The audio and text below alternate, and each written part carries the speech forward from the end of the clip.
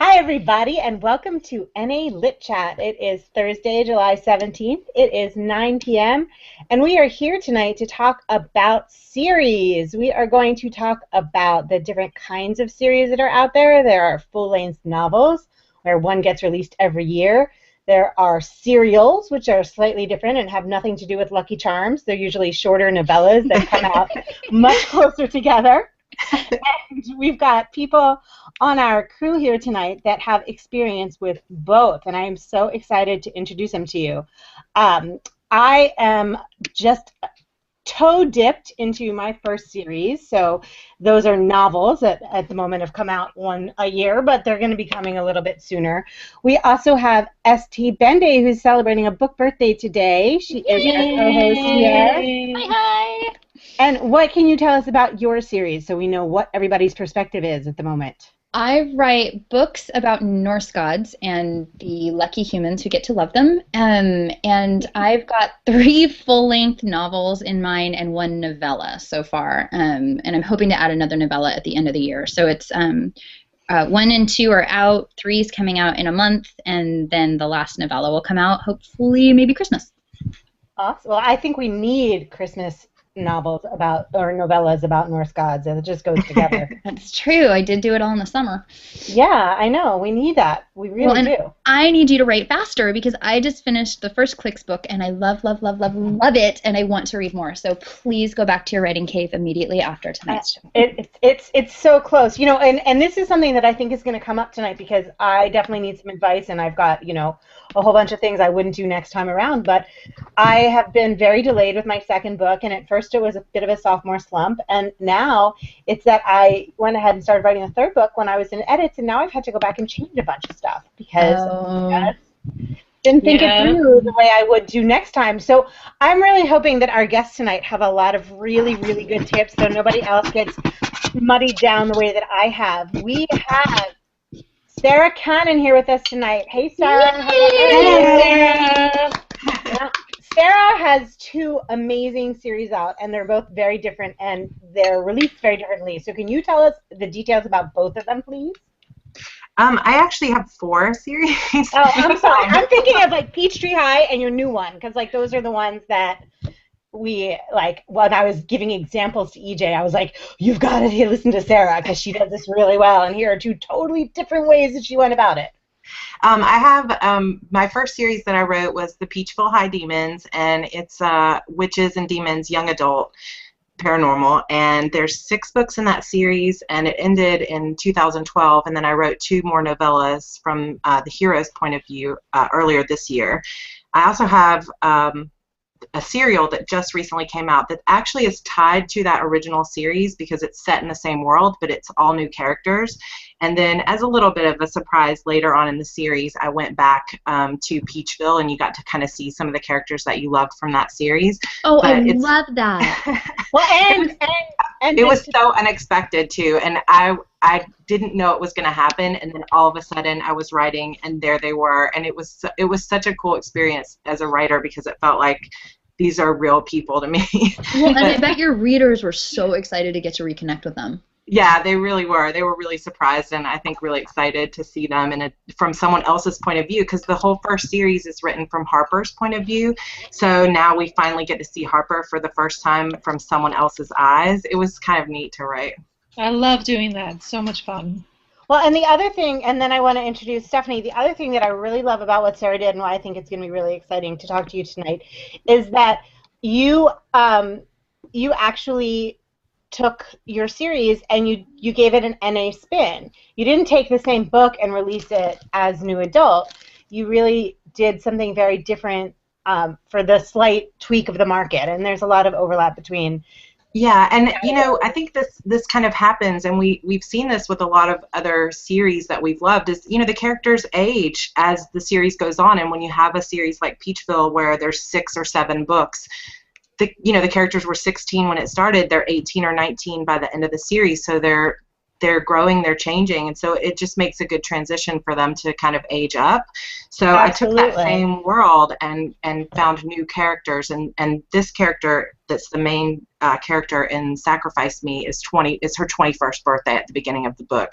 Now, I also have later this year, Emerald Darkness comes out, which is the original heroine from Peachville, Harper, and then another character, Leah, that we met in that series, and it will also be new adult paranormal. So they're now aging up as well. So it just felt like it wasn't really a marketing thing so much as just it felt like the natural thing to do, and I'm just so glad that there's now readership for this age group. Yeah. Well, and we've talked a little bit about when you write more complicated series, how it can be hard to find your audience, but once they've bought into that story world, they're really reluctant to leave it. So I think you found a very organic way to, and when I say take advantage of that, I don't mean it like financially, although I hope it's working out. I mean it like to really take advantage of that for the characters and the readers. Yeah, as like a fun thing to do as a writer, and it's obviously, hopefully it does work out financially or marketing wise, but for me, I think organic is a great word for it because it just felt like the natural thing to do for these characters. And I've honestly, writing Sacrifice Me has been the most fun I've had writing my entire life. So I highly recommend Serials. Yeah, that just means it's going to be really fun to read. So our other guest tonight is Stephanie Pajonas, and she writes under the name S.J. Pajonas, and that's how you guys know her on Twitter. How are you, Stephanie? I'm doing great tonight. How are you? I am good. Stephanie just participated in our first Thirsty for Firsties party. And it was a blast. Her series is new adult, and it spans countries and traditions and cultures, and I think that just from an armchair perspective, and I can't wait to hear your tips for someone that's doing this the first time around. Sarah just admitted she's done 4 series. This is your first one, but you're doing it so well. Like you're doing it so well. Your covers are awesome. Oh, thank you. I just watch you and the way that you present information, and I'm in awe at like how organized you are. And how did you get that way? Oh my God, you're so organized. I tell people, I'm a Capricorn. That's just my way. That's not fair. We need tips that don't rely on being born under a certain star sign. Well, my series started off really, really small. So it started off with the first book, Removed, and it's Japan-inspired science fiction romance. And I wrote it, and it took me like 8 drafts to make it good, because it was my first like real novel. I had written short stories and creative writing all my life, and fan fiction back when I was in high school. So this was my first time doing that. What'd you write fan fiction for? Oh my God, I wrote Star Trek: The Next Generation fan fiction. Okay. I just would like to tell you that we are having a couple epic fan fiction broadcasts in September, and that is all I'm going to say about that. The guests that we have lined up. One Direction! We're not getting them here, I'm sorry to say. Darn it. But we can talk about One Direction fan fiction if that's important to you, ST. I'm just putting it out because I know you're a fan. It's for you, Amy. It's for you. Anyway, back to the point. If you write like I did, where I wrote the whole first book, and then I was so excited by the storyline, I wrote the whole second book, and then I started querying the first book with an agent, and it didn't really go anywhere. And it was at the time it was young adult. And I aged all the characters up into the new adult area and decided to self-publish it. So when I self-published the first book, I actually had 3 books in the series written at that point. You were way ahead of the game. So smart. I was way ahead of the game. And I was able to do what you were just talking about earlier, Amy, was to go back and fix things in the first book so that they would cascade into the second and third book and make more sense. Yeah. So let's get to the Twitter news, but I want you guys to put your thinking caps on because I want to know. I want to know what you guys think people are doing right and wrong. Like, what are some good examples? I definitely hold all 3 of you as good examples of what people are doing right and wrong in serials and series. But I want to know who you guys think has done it well so far. But let's talk about our news and Twitter. It looks like we've got lots of really good things. So many happy things. Do you want to read this out to me, ST? Do you have it, or do you want me to? Yeah, no, I've got it. LG wanted to say that she was missing tonight, but have a good one, and shameless self-promotion. Don't forget to check my cover, lgkelso.com. So congratulations on your new cover, LG. That's awesome. Mara Valderon said her good news is completely personal. She's back home in SC, which is either Southern California or South Carolina. I'm not sure. South Carolina. South Carolina. After visiting, she's visiting her friends and family after moving to Vegas. Jocelyn Adams has some good news. Her NAPNR has arrived at NetGalley, so that's kind of huge. C. Giovanni Author says she's at 44% for her Thunderclap and still needs a lot more support. So go ahead and check out her Twitter feed. She has it up. Hey, Chris Fox says he's hoping to release a new episode of Star Sailor within the next week or two. And Molly Moran, Miss Molly, writes that her good news is she just broke 40K on her work in progress. So Yay. Congratulations, everybody. That's huge. That is a whole bunch of good news. I'm surprised nobody's getting in touch with us and talking about their series. So, hey, you guys, listen up and tell us what you've learned from writing series, what you love that you did the first time, what you hated and you would never do again, and what you see other people doing that you're really impressed by, okay? Because that's what we're going to talk about right now with our guests. So, ladies, did you guys have enough time to think about who is doing this really well besides ourselves? I would like to nominate Christy Cook. Yeah. Christy Cook just completely rocks my world in every conceivable way, and both of her series, because she has 2 new adult paranormal romance series going on right now, and both of them, just the readers are just rabid and waiting for more, and she engages with them, and she markets them in a way that's clever and fun, and I want to be her Padawan. I love Christy. She's amazing. I think she's definitely a good example of somebody doing it right. She's got kind of the whole package, the writing talent, some really sexy characters, and great storyline, but really good covers that are well branded. So I think she's a good one to look at and say, hey, this is somebody really doing a really good job with a new adult series. So let's talk about this without going on too much of a tangent. How important is cover branding when you're doing a series? And Stephanie, I know you've got some really good, relevant details about this. Yeah, I just rebranded all of my books in June, the beginning of June.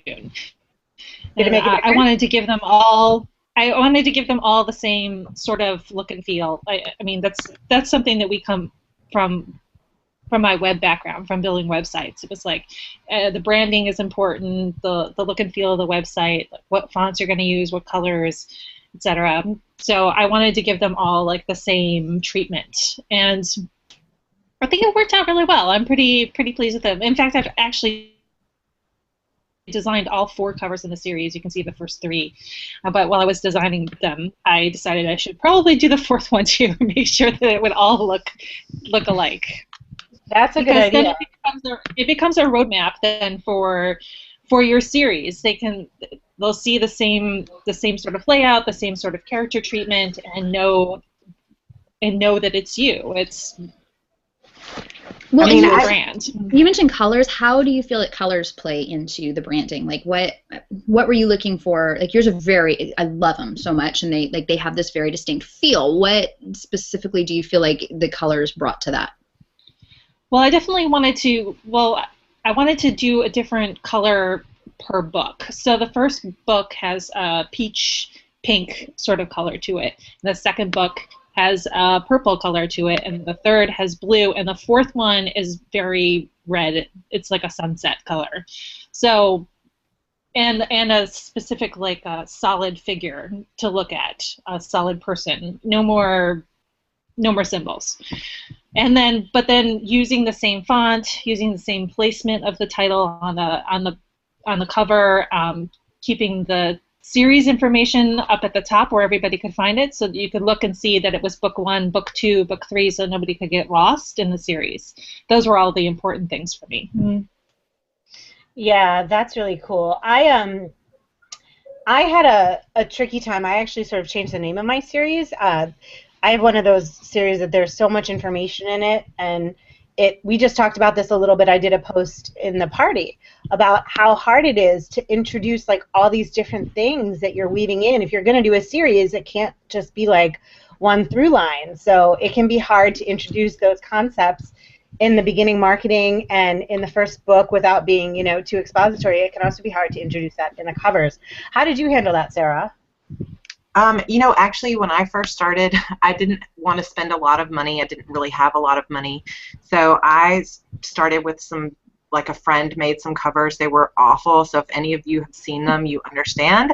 I think there's still some lurking around, maybe on Goodreads or something, but they were like a cheerleader's uniform, geometric shapes. They were really terrible.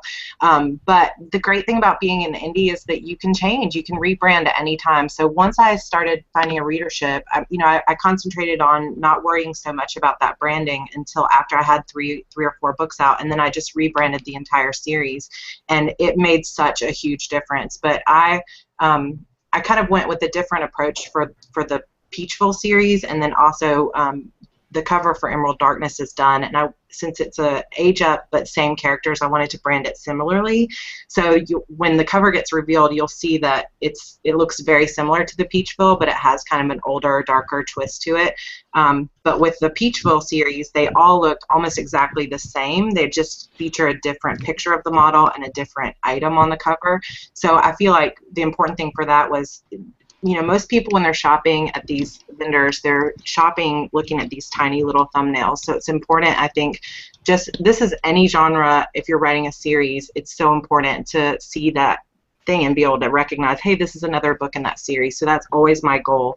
With Sacrifice Me, I did something similar to what Stephanie was talking about, that since it was a serial, the cover has the basic elements. They all have the same basic elements, but I just went with a different color and a different pose from the model with each cover. But branding to me is one of the most important things once you are really starting to think about that series, just so readers can see and recognize right away.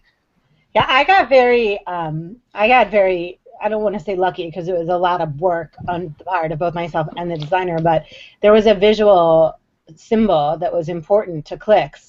But it took us a long time to work it into the cover, believe it or not. It just was a hard conversation to have, and it involved a lot of really bad squiggle drawings. Because it sits so naturally there now. Like, I'm surprised. I don't know, it feels like it was always there, What does a stick dolphin look like, Amy? No, it was her circle. It was my spiral. It's a location symbol. Yeah, exactly. Oh my good, extra points, ST. I have a lot to make up for with you. You do not. Anyway, I love you too. But so that was one of those things where we worked on it really hard, and I always tease that, like, Regina was ready to, like, hang me out to dry. She had done 5 versions. One cover was more beautiful than the next, and none of them really had that symbol that I was looking for. But because I was still, when you've been talking about a series for 2 years, you can discuss it totally differently than when you're at the beginning and you still don't know, like, well, I know what I like from this, but what are people going to respond to? It's taken me 2 years to figure out, like, if I say that it's like Lifeguard Twins and Paranormal Dolphins, most people will be like, ooh, okay, I'm interested. If I go with any of the other things I've tried to do before, they kind of like run away screaming. So it's taken a little while, and I'm happy to say it worked out. But when we finally got that little symbol down, and I realized you could recognize that cover when when Elizabeth Sharp makes a mosaic out of it, when it's like literally the size of my thumbnail, then I feel like that wasn't just luck, but that was everything. And I think everything clicked into place. I am here all night, guys. But now we've gone really far out of our way to continue that and to come up with new ways to introduce it and make it equally recognizable. And I know, ST, I feel like your covers have done that beautifully as well, but that's really hard. It's really hard. Well, and it's hard when you're kind of genre melding and you're going to a designer saying, okay, I've got this story and it's new adult, but there's no explicit nookie, and it's got Norse gods, but they live in Wales. And it's just like all of these things that don't fit together, and then you just hope they get it, and I was lucky, and Rebecca really did. She really did. Thanks. But I think here's my question when it comes to series branding, because I agree with both of you. It's really important from a visual perspective, and it's really important from a marketing perspective. And I know I'm not the only one that's run into this, but I had like a series name for my books, and then I had the name of the first book. And so now I've spent more time marketing the name of my first book than I have the series. But the series is more of an explanation for people. So what do you guys do? How have you handled that? Has anybody else come up with this? I mean, I know, ST, you have a little bit because your series is called The Elsker Saga, but your books obviously have individual names. Right. So, Well, and then my question is, because it's a series, but you might be hitting a new person every time, do you just market your first book, or do you attempt to market your subsequent book? yeah. That's also where we need to go next with this too. Right. Sorry, it just baffles me. And I mean, just to note, I do know, and we just to throw it out on air, I think next week we're planning like a total like marketing a series type thing, right? We are. So this is a little bit more of like the planning, but I think like you can't really think of what you're planning without ultimately Right. thinking about your audience. Well, definitely the titles too. I think everybody on Twitter is going to be really interested in because that's so important. Like not only just for the writing and the inspiration of it, but everything else. well, this serial for me was easy because it was. I think it was just easier to call it Sacrifice Me as the serial, and that's the title, Sacrifice Me 1, 2, 3, and they do each have a title as well, like Sacrifice Me 1 is the demon, but when I marketed it and talked about it, it was always just Sacrifice Me because I knew that I was going to bundle it at the end and that would be what it is. So I've got Sacrifice Me Season 1, and then there will be a Season 2 later. So that one kind of was easy. And then the Peachful High Demons, you know, honestly, I kind of wish I had come up with a better, catchier sort of series title back in the beginning. But, you know, you don't always plan for success. I wasn't expecting it to be such a big series, but Beautiful Demons is the title of the first book. And so then with each subsequent book, it was also demons something, so inner demons, bitter demons, etc. And I really think most of my readers don't even know the difference between like what happened in Bitter Demons versus Shadow. They just think of it as the Demons series. And then the second series that's starting will be more of the Darkness series because it'll be the first book is Emerald Darkness and then so on. So I think sometimes you plan the best you can. I think it's good to go ahead and be thinking about titles far in advance so that you can kind of think, how do I want to brand this? How do I want to market it right from the beginning? Because I really wish I had done that. And I think that's another good piece of advice when you're writing a serial or when you're doing anything is just plan for success right from the beginning and think, what would I do if this just takes off and hits the New York Times right away? How would I brand this? How would it look cool on the list? You know, that kind of thing. Because if you plan for success, I think you're going to be striving for the best possible solution to those questions. That is really love that. good advice. Yes, that's true. Like I planned Janet, out all of my titles ahead of time. All of them. They all start with re. So removed, released, reunited, and then the last one will come along soon. So I did not. I was not that smart at all. But I will say that when I came up with like Echoes was a really obvious second. It was so obvious that my assistant last summer called me, you know, out of the clear blue one day and said, "I know what the name of your second book has to be." And I was like, "What?" And I literally had my doodles from the night before, and she came up with Echoes as well. So I was like, that's always a good thing.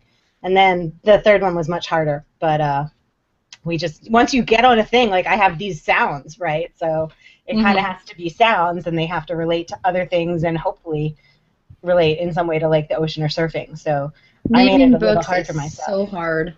It is hard. It's almost harder than naming children. Like, but I know what you're saying, Sarah. Janet Wallace, who is the head of Social Deviance and the founder of Utopia and kind of an amazing all-around person, she has a quote that I love that says, "Faith it till you make it." It's not. Oh, I fake it. like that. Yeah, I like that too. that's awesome. It's like you have to really believe, you know, even when it's not happening, that it will happen, and you have to act that way. And she gives exactly the same advice. And I think that it's impossible to look at the market and the way that it exists at the moment and really conceptualize a standalone book, because even if you write it as a standalone, you're kind of silly to not. If it winds up with an audience and you don't do something else in that world, you're shooting yourself in the foot. You're just making life that much harder. A lot of authors really don't like writing series. So I feel like you fall into one of two camps. Yes, believe it or not, they are out there. I've talked to a couple of people, like in a new adult Facebook group who said they like got bored of their characters and they were ready to move on to somebody else. Don't leave me! Don't leave me! I can't even imagine. Yes, it's true. So you either fall into one of two camps. You either are really into series and writing them, or you are really not. You're ready to move on to the next story. So You Well, know? I really love the standalone in a series thing. I mean, Nora Roberts is like the queen of this, where she'll have books, like she'll have 27 books about like the McGregor family, and each love story is sort of different, and the characters all come to play. But you Mm-hmm. don't have to read one really to have read another, and she's pretty good about, you know, one or two lines of exposition if you do need background information, but you generally don't, and I feel like a lot of people are doing that right now. I mean, Abby Glines does a great job with that with her Seabreeze series. Oh, those books are great. Yeah, Cora you know, Carmack is doing that too, right? exactly. She does Yeah. a really good job with it too. And Cora's name. I've been asking Twitter like what everybody's favorite, like who are their favorite series authors and all that. And Cora's name's come up multiple times. yeah, I'm Yeah. looking at this Um, list. It's great. I mean, obviously people really love the Divergent series, and that just is so strong all the way through. But those books are, that's like a um, linear story, you know, That's a right. told linear in story. told Uh, in Yeah, you know, parts.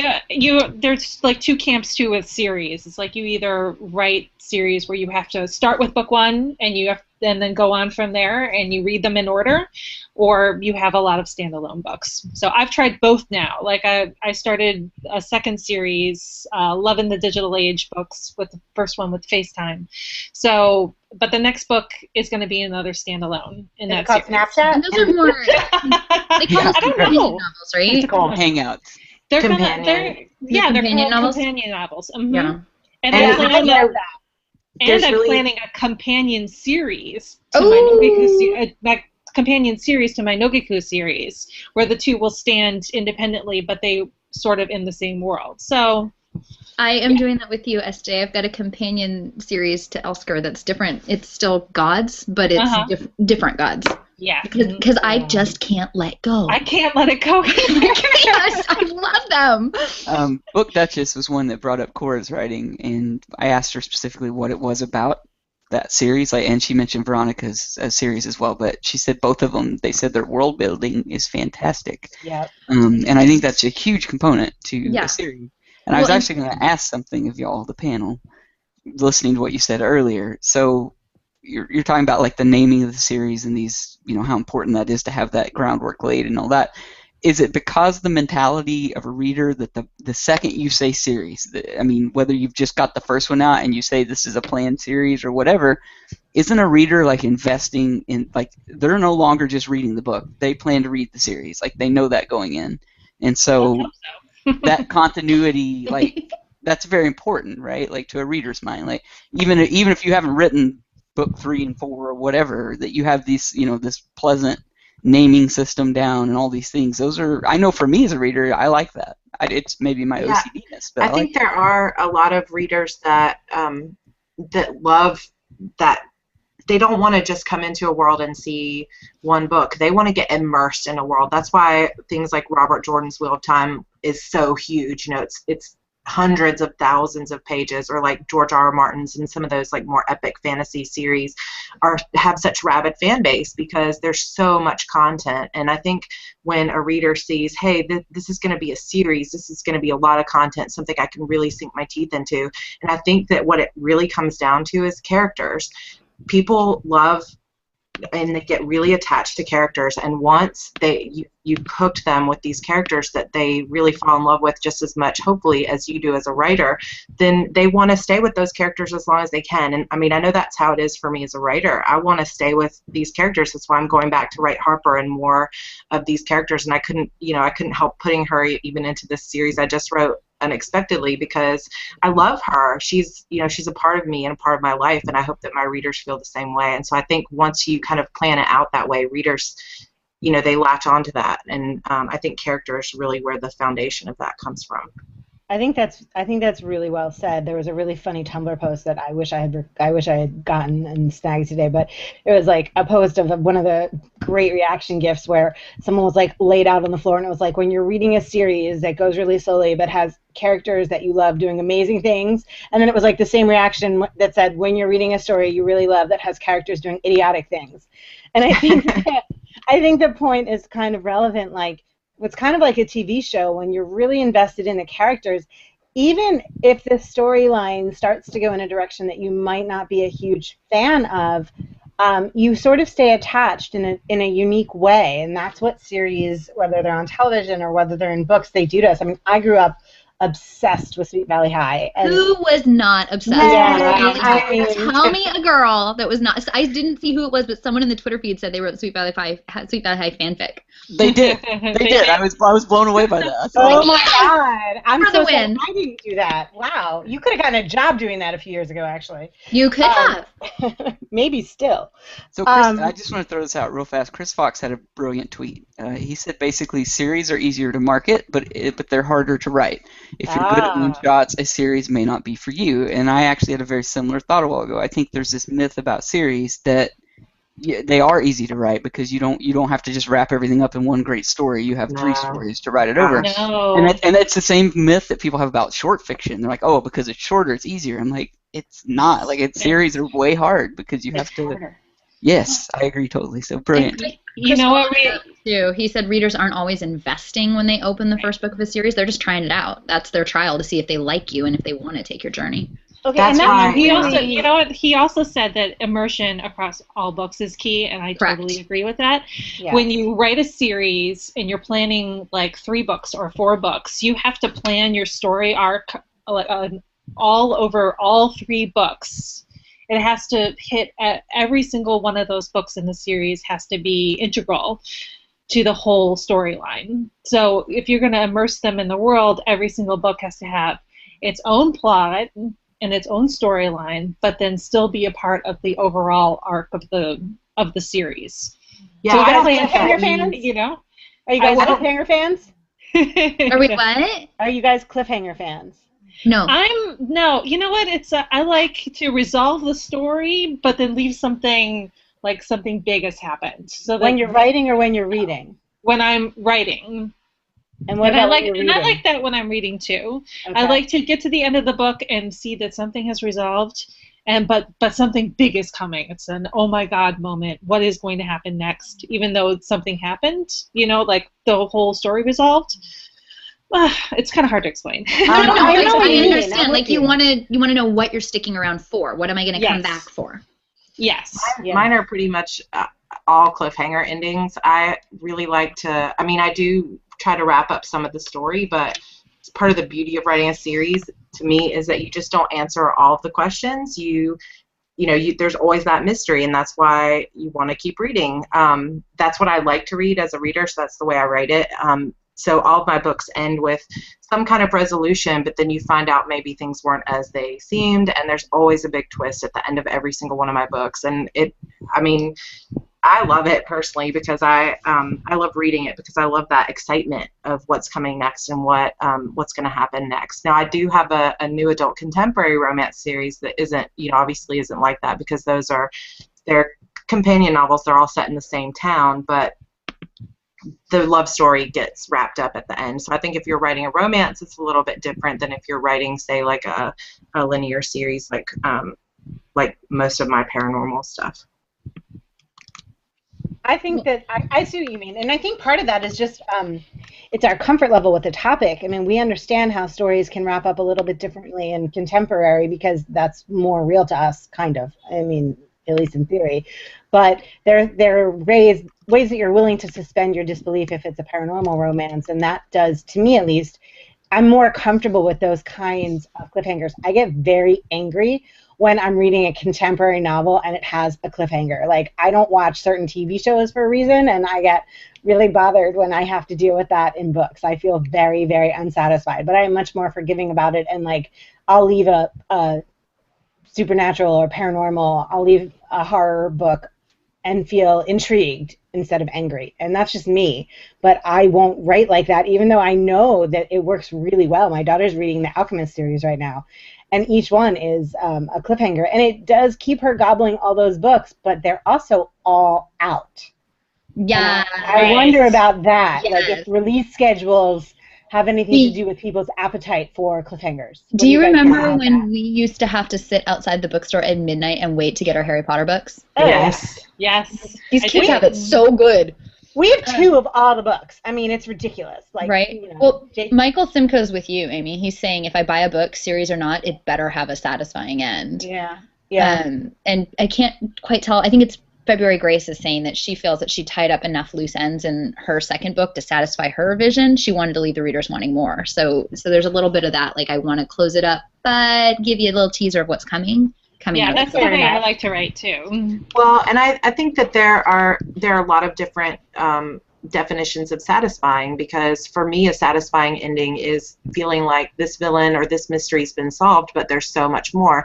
For me, it's not as much a satisfying ending if I get to the end of a series book and I don't really care what happens next to those characters. You know, that even though it gets all wrapped up, it's not really satisfying because it wasn't really exciting to me. So I think that, you know, it kind of depends on your definition of satisfying, but when you're writing a series, I think that you just have to stay true. Like, I like that she used that word vision, because you have to stay true to your own vision.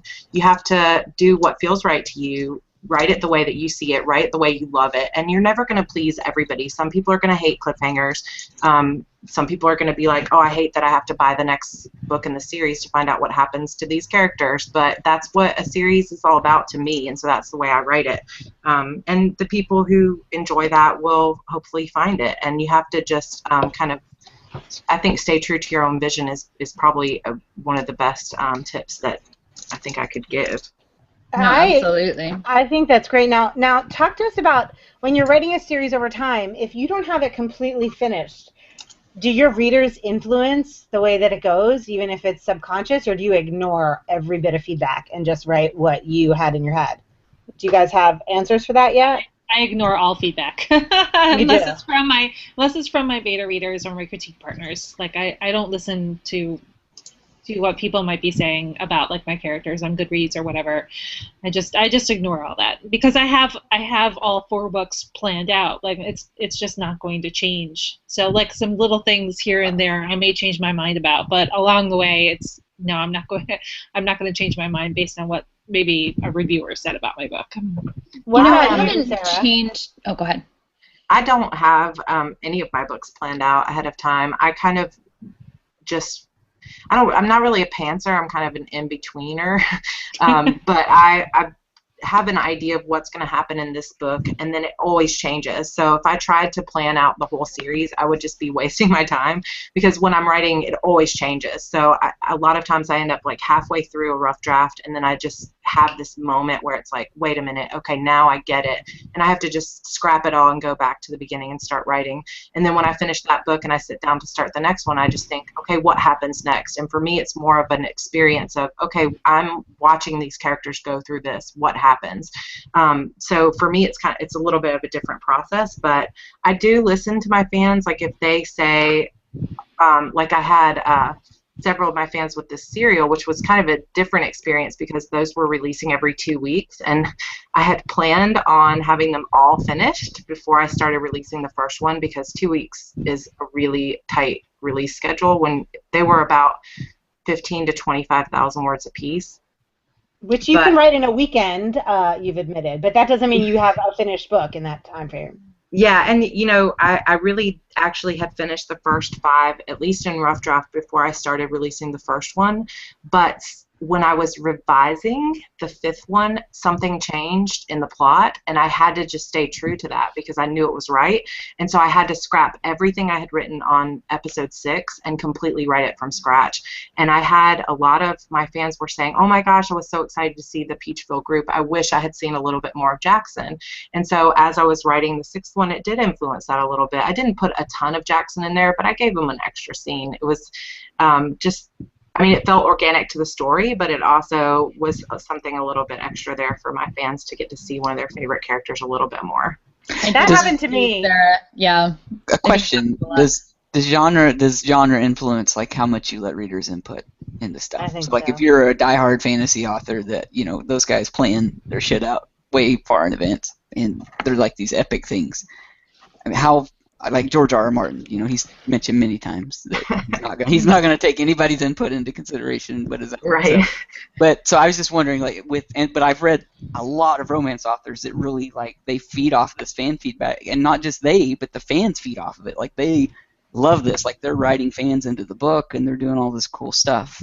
and I just wondered if genre maybe influenced that. Well, with a contemporary series like my Fairhope series, or like you were talking about Abby Glenn's Seabreeze series and stuff like that, I think it's cool when you are introducing different characters in each book, and it's cool to hear the fans say, "Oh my gosh, I wish you would write Preston's story," because if you know that they love this character, why not write their story next? Because it's very different from, I think, a fantasy arc or something like the types of series that I typically write. And I think that's kind of cool when you do that, because it's exciting to write about something your fans are excited about too.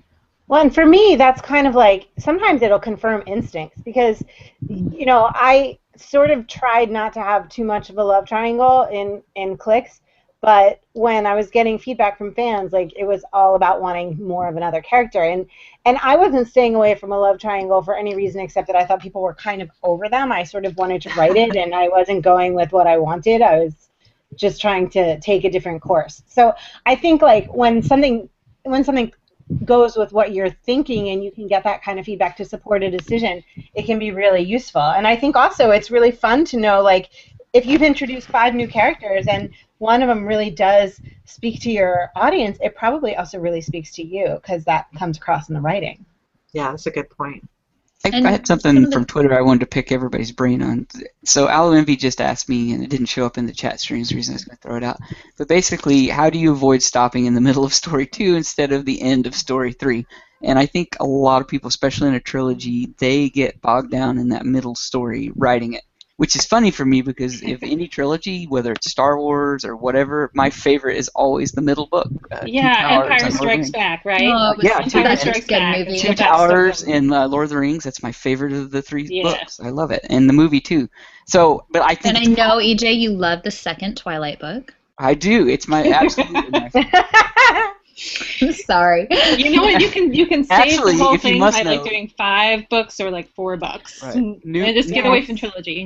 New Moon's my favorite. That is the second book, right? Oh, is it? I think so. Wait, which one's the third? That's the one's one my where like favorite. Bella cries the whole time, right? Oh God, then that's not the my second favorite. one. You like the second one where she's just I like the miserable. third one. I like Okay. the third book.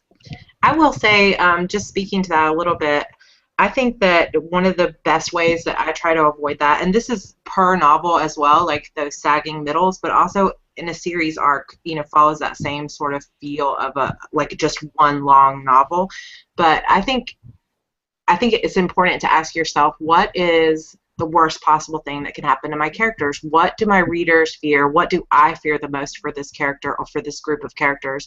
And then play off of that. I mean, if our worst fear is that they're going to die, or their worst fear is that, this horrible thing is going to happen, or something's going to separate these two that are so in love, then let that happen. Explore the possibilities of letting that happen, because that's going to take it from being, okay, now we're dealing in the muck and the mire of this sagging middle, and it's kind of boring, or they're on this journey or whatever. Now suddenly you've raised the stakes, and now you've made everyone reinterested. So for me, it's always a matter of like a huge twist, something that completely changes the status quo and surprises me and the readers. And that's kind of how I avoid a sagging middle in both the novels and in the entire character arc itself. You definitely have to raise the stakes. You have to change things up on the characters, and each book has to have significant goals to it, so that you're always working towards the goal. And sometimes it's good to like throw them off the cliff of the goal and then bring them back, just to change things up a little bit. And it makes those center books a lot more fun to read. That's I awesome. actually- And Chris Fox actually threw out too. He said subplots are your friend. So he's like, Yes. he Oh talked God, about, yes. he talked about Yes. Edward vanishing in Twilight, and Jacob entered, the scene big time, and that kind of Chris stuff. Fox is talking about Twilight. He is. Hey, all the dudes at NA Lit Chat are up on our Twilight. I know. I except saw for someone saying EJ Sparkles. I think that was probably Michael Simcoe. It was probably. EJ does sparkle. Subplots from your secondary characters are probably like your best bet. And so I have this whole series is all told from my main character Sanaa's point of view, but in each one of the books she's involved with somebody new. So each one of those interactions and the backgrounds of each one of those characters is important to keeping the story going at all times. Right. So you're sort of you're sort of using them to A, keep things going, but B, to really make room for your characters to get where they need to go, but you're still explaining things through kind of what they have to get done. And yes, that, and you you're feel like growing that your keeps the main action character. going. Yeah, and Yeah. you're growing your main character too with the interactions with newer people. So, they get boring if they're just hanging around with the same people all the time. I always Introduce find somebody new. Yeah. That's where my outlines always seem to fall apart, is in the middle, and that's where I also do come up with like I usually know the beginning and the end, but then I wind up like messing things up and pantsing and having to come up with like something new, and then I have to go weave it all back, and that's where it can get a little bit tricky. But I've sort of figured out some better ways to keep a handle on that. Who is it? Kat, I know, is a big fan of not. She does not write linearly, and I actually took some advice that somebody threw out recently, and I wrote the ending when I was still like really in the throes of the excitement of writing the book, instead of waiting until the end when you're like pushing it, and that worked really well. Yeah. My books are all idea. either kissing or epic battle scenes, and I just like sit down at the computer. I'm like, what do I feel like today? Okay, and then I jump to that part in the story, and I feel like if you're enjoying what you're writing, it just is so much better for everybody. Yes, I took a plotting class like years ago, and I had only ever heard of like plotting or pantsing, and this woman introduced the concept of being a puzzler, which I kind of like because it sounds like a Batman villain, but so does. You need a mask and a cape.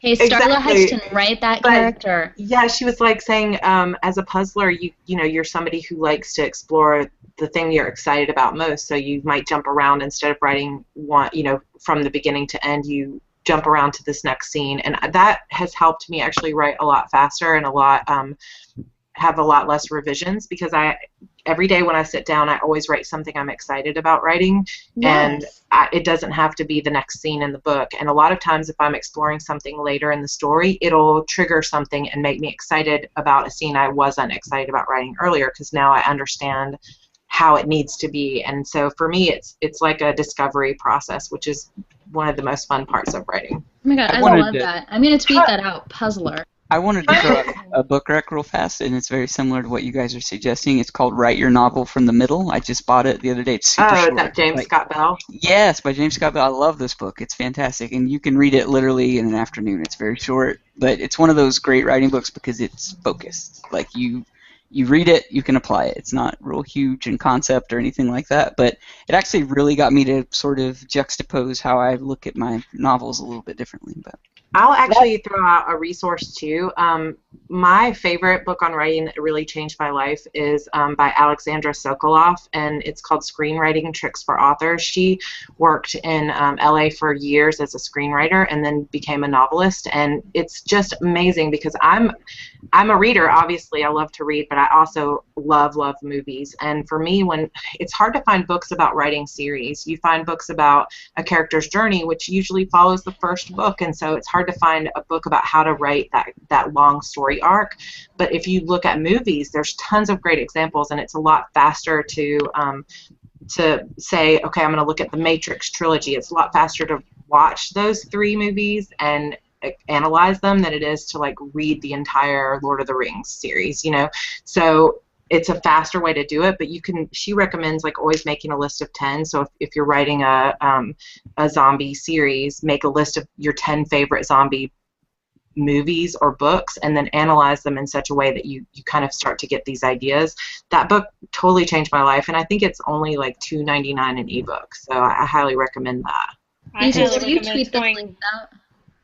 Yeah, so Sarah, can you, in the little chat thing over here on the side, can you write her name over there, and I'll Google it and then tweet the link out for because I would totally want to read both those books. In college, I was a screenwriter. That was what I wanted to do, but I realized I had to go on and do a lot more schooling after that, and possibly live on ramen noodles for like 10 years. So I gave up screenwriting, but I learned so much about plot building and story flow, especially through a movie, because it has to be very quick. Each page of screenplay is like 1 minute of film, and you have to boil it all down to this little bit of dialogue and this action. And I just have learned so much from screenwriting that has applied now to novel writing, and I guess that's how I really became to love series. So I would check out that book. Please put it up there. Yeah.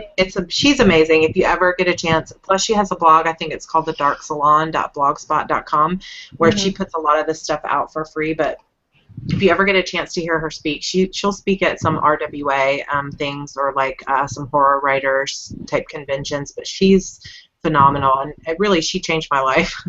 So I don't know if she knows. I love when you find those books. Well, and we'd mentioned earlier that Stephanie was super organized, and I know you read one of the books that I think Amy recommended to us on writing, right? The more the marketing end of writing.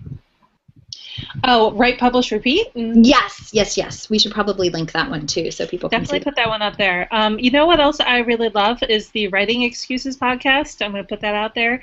I think it's writingexcuses.com, and they're 15 minutes long. Because you're in a hurry and we're not that smart, is what they always say. But they almost all of the people who are on that one, Brandon Sanderson, Mary Robinette-Cowell, Howard, I can't remember his last name, even though I've heard it a million times. They all write series. And so they always have lots of good information for people who are trying to write series as well. So I highly recommend the Writing Excuses podcasts as well. Yes, I will second that. I listened to all of them, and super easy to listen to. I want to get to some last-minute practical stuff before we wrap up here, because when we talk about series and we talk about planning, like, it can even be hard for me to keep organized when I'm writing one 50,000-page book out of order. What tricks do you guys use to keep track of things? Like I said, it's hard enough in a single novel. It can be that much harder when you're talking about a series and when you're writing it over time and maybe interspersing other books in between. What are your God best forbid tips? you revise, right? Right. What are your best tips? Oh my gosh, it's so difficult. I'm looking forward to hearing what Stephanie has to say, because she's so much more organized than I am. She's so organized. Okay, I'm going to tell you my secret. You ready? Yes. It's Evernote. What's Evernote? Oh my gosh, Okay, I just have started getting into Evernote now that I just bought a Galaxy, or the Samsung Galaxy tablet that has the Galaxy Note 10, and I've had Evernote on it, so let me hear. I love it. Okay, so this is going to be difficult for ST because she only has a flip phone. I love my phone. Evernote is an app. Okay, it also runs. You can install it on your PC. You can install it on your Mac. You can have it on your iPhone and on your iPad and on your Droid. It really pretty much works everywhere, but it's a central place to put all of your notes. And what I like about it is that you can make notebooks and then put notes inside of your notebooks. So some days, I spend a lot of time. I'm a mom. I've got 2 kids. I'm at the playground. I'm at the pool. I'm all of these places, and those are the times when I can sit and I can brainstorm. And I can really think about my characters. Even like these little quirks will come up, and I need to write it down. So I open up. I have Evernote. I open it up. I go to my Nogiku notebook. I add a new note in there, and I put in everything that I wanted to do that I just thought of. I'll add in dialogue there. I'll put down character quirks or ideas that I came up with, like. 4th book of the series, I really, really, really want a sumo wrestling match. I'm like, that would be really awesome. So I put that in there, and I just keep accumulating them until it's time to sit down and think about my plot. Then at that point, I've got all of this great material to work from, and it's all in one spot. So if I entered it all in on my iPhone while I've been sitting at the playground, and I sit down at my computer that's installed on my computer, and I can just open it right up, and it all pulls from a central server, so they keep all your stuff in there. You can do things like you can put in photos. You can take photos of things while you're out and about, like, oh, that reminds me of this in my story. I'll take a photo of it, put it in Evernote.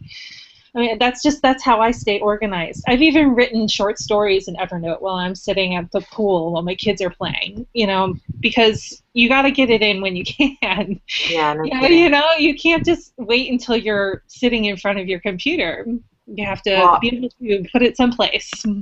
This has been a huge challenge for me because when I finished the original Peachville High series, at first, I thought 6th book is the end and I'm going to move on to something else. And I kept a series Bible that just had enough notes for me to move on to the next book. But now I'm actually I've just written Sacrifice Me, and I had to go back and basically search through my documents for, okay, now what color eyes did they have, or what was the rule here?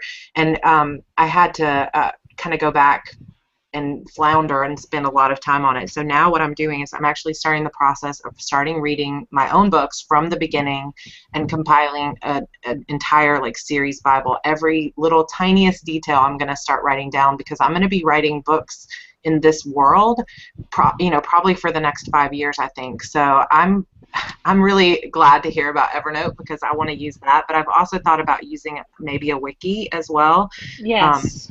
Because the wikis are so much fun.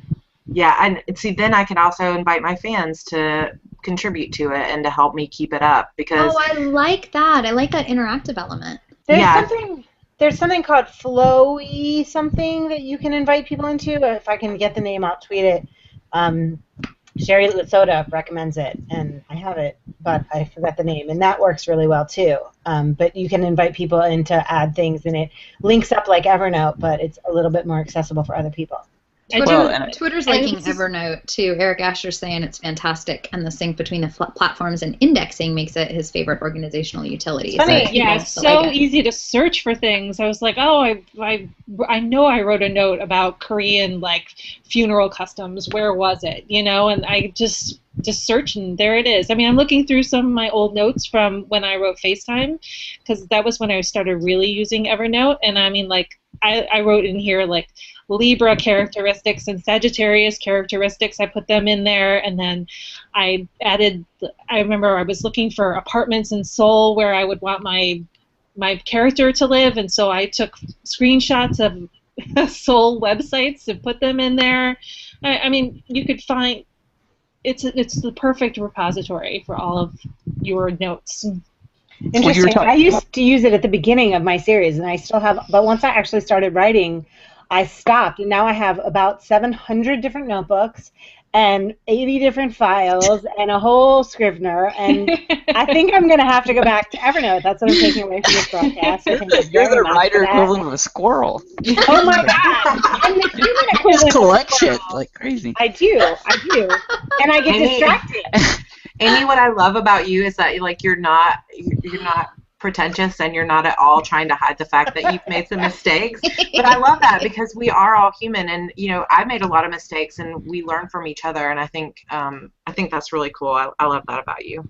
I love Amy. I was going to mention, like, on the fan stuff that you guys were talking about, and Sarah, you were talking about sort of creating this series Bible or whatever. Charlene Harris, for her Sookie Stackhouse books, she has like this core of like 3 or 4 fan people that she has that like they do all the fact checking on her books for her. Like they're like her first readers. They send it out and they tell her, that no, Eric's got different color hair. I'm sure she didn't forget that. Oh, I will totally help with him. Right. Well, that's what I was gonna say. But like once you have a big enough fan network, the wiki's a fantastic idea, because you could definitely put them to work and they would happily do it.